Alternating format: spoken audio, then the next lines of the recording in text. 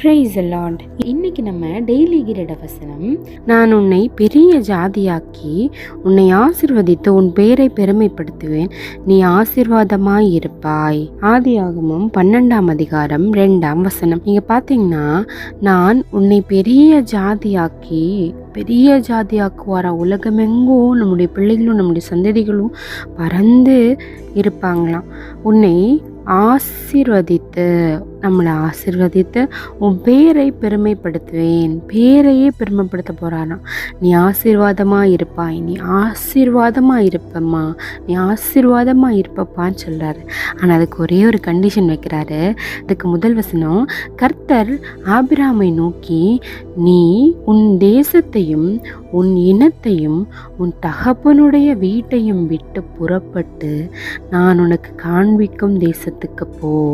அதாவது உங்களை பார்த்து சொல்றாரு, நீ விசுவாசமுள்ள ஒவ்வொருத்தரும் ஆபிரகாமா இருக்கிறார். ஏன்னா விசுவாசத்தின் தந்தையே ஆபிரகாம்னு அறியப்படுறாரு. அப்போ விசுவாசம் இருக்கிற எல்லா பெண்களும், விசுவாசம் இருக்கக்கூடிய எல்லா ஆண்களும், விசுவாசம் இருக்கிற எல்லா ஆண்டவருடைய பிள்ளைகளும், நீ உன் தேசத்தையே, அதாவது என்னுடைய தேசம்ன்ற பெருமை, அந்த தேசத்தையே விட்டு உன் இனத்தையும், நீங்கள் உங்கள் சொந்தக்காரங்கன்னு இல்லாமல், உங்களுடைய கல் இல்லாமல், அப்படி எதுவுமே இல்லாமல் உன் தகப்பனுடைய வீட்டையும், உன்னுடைய சொந்தக்காரங்க, உன் தகப்பனுடைய வீடு, உன் தாயுடைய வீடு, உன் வீடு, உன் சொந்தம் பந்தம் எல்லாத்தையும் விட்டு புறப்பட்டு நான் உனக்கு காண்பிக்கிற தேசத்துக்கு போ, எனக்கு கீழ்ப்படிந்த நட அப்படின்னு ஆண்டவர் இந்த நாளில் சொல்கிறார்.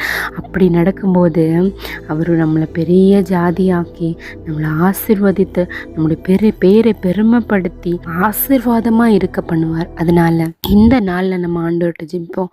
ஆண்டவரே, நாங்கள் எங்கள் தேசத்தை விட்டு, எங்கள் இனத்தை விட்டு, எங்கள் தகப்பனுடைய வீட்டை விட்டு, எங்களுக்கு இருக்கக்கூடிய எல்லாவற்றையும் நாங்கள் விட்டு, ஆண்டவர் எங்களுடைய இருக்கிற எல்லாவற்றுடைய பெருமைகளையும் நாங்கள் மனதில் கொள்ளாமல், அப்பா உமக்கு கீழ்ப்படிந்து வாழ, நீ சொல்லக்கூடிய இடங்களுக்கு செல்ல, சொல்லக்கூடிய காரியங்களை செய்ய, பரிசுத்த ஆவியானவர் இருதயத்தில் ஏவுற காரியங்களை மட்டும் செய்ய எங்களுக்கு கிருபை தாங்க. அதற்காக உள்ள பலனை நீர் எப்படியா ஆசீர்வாதமாய் தருவீன்னு சொன்னீரோ அதே மாதிரி எங்களுக்கு தாங்க ராஜா. நாங்கள் அதற்காக ஜெபிக்கிறோம் ராஜா. நாங்கள் குறைவுள்ளவர்கள், ஆனாலும் நீர் எங்களோடு கூட இருக்கிறீர் நாங்கள் அறிந்திருக்கிறோம்ப்பா. இந்த ஆசீர்வாதங்களை எல்லாம் நாங்கள் பெறுவதற்கான பாத்திரமா எங்களை மாற்றுங்க ராஜா. நாங்கள் குறைவுள்ளவர்கள்னு தெரியும் ராஜா. நீர் அதிசயங்களை காண செய்கிறவர், எங்களை ஆசீர்வதிக்கிறவர் கர்த்தாவே. நீ சொன்ன வசனத்தின்படியே உங்களுடைய பேரை பெருமைப்பட வைக்கிற அளவுக்கு பெரிய ஜாதியாக்கக்கூடிய ஒரு கிருபை உள்ளவர் நீராண்டவர். எங்களை அப்படியா உங்களுடைய ஆசீர்வாதத்தினாலே நடத்தும் ராஜா. அப்படி செய்த கிருபைக்காக நன்றி. உங்களுடைய ஆசீர்வாதம் உங்களுடைய வாழ்க்கையில் இருக்கும் என்று நாங்கள் விசுவாசிக்கிறோம். அப்படி செய்த கிருபைக்காக நன்றி. இந்த நாள் முதல் இந்த வசனத்தை நாங்கள் சுதந்திரிக்கிறோம் ராஜா. உமக்கு கீழ்ப்படிந்து நாங்கள் வாழுவோம்.